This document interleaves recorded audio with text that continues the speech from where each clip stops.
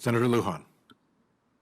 Thank you, Mr. Chairman, and to our ranking member for this important hearing, and to Director Young, thank you for the work that you and your team put in day after day, and to have your expertise here. I certainly appreciate it, and I also appreciate getting a chance to visit with you yesterday. Now, one of the areas that we chatted about is in the area of behavioral health, and I agree with our chair, with Chair Stabenow, about the importance of the investment that came in mental and behavioral health. $387 million, which would help train about 18,000 behavioral health providers to help respond to the mental and substance challenges that we face across the country. The one area that I'm hoping that we can still work together and that we can work together as colleagues is in the area of retention. What I've heard from providers across New Mexico and in different parts of America is the concern of a reality where we're losing a lot of folks. And that tells me that we could be doing more for retention. So is that an area that we could work together to ensure that we're able to retain what we have while we're still making a significant investment to train those that we need? You absolutely have my commitment to do that. We saw during COVID the burnout for people who worked in those jobs and nursing jobs. And we have got to do something, or we're going to have a long-term shortage issue in behavioral health. So as we hopefully work together in a bipartisan manner to increase resources here, we don't have the personnel to do the work.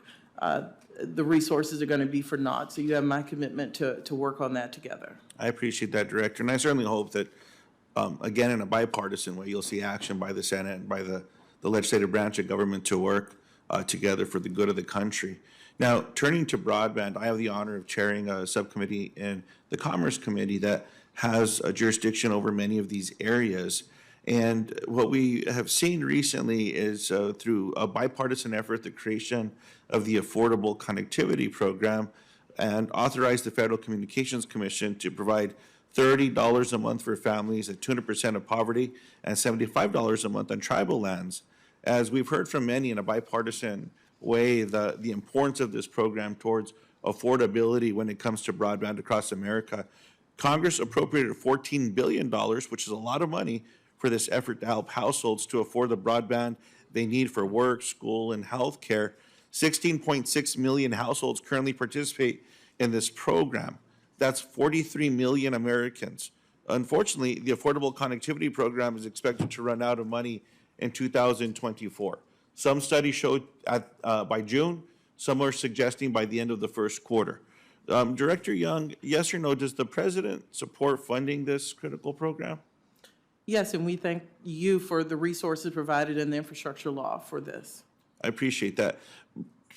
Why was there not additional support in the budget for the Affordable Connectivity Fund?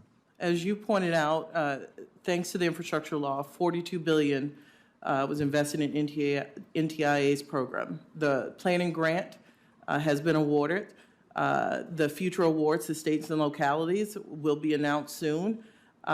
So there is a belief that there is money about to hit the ground that will make a historic difference.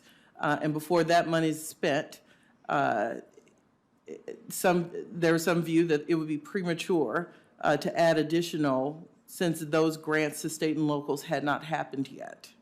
And Mr. Chairman, the reason I asked that question is I think it's important for all of us to bring more attention to this particular program, which was supported broadly, Democrats and Republicans.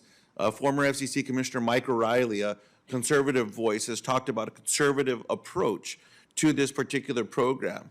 My concern is that the internet service providers and others that are responsible for this program, they have to start planning a few months in advance. If in fact the projections show that this program is going to run out in the first quarter of 2024, that means at the end of this year, there's not going to be any more. And that's a concern that I have. I certainly hope that we can look at all the ideas that are out there that allow us to ensure that this program will in fact eliminate the digital divide. I mean, that was the point of the investment that we worked on together. And I would just point to a quote from the Urban League where their observation was, if Congress fails to reauthorize ACP, the federal government likely will end up overpaying for broadband deployments. As a result, the federal dollars will end up funding deployments to significantly fewer unserved and underserved homes and businesses. So I certainly look forward to working with the committee in this space and with our colleagues across the board, and hope that this is something we can tackle together. Thank you, Mr. Chairman.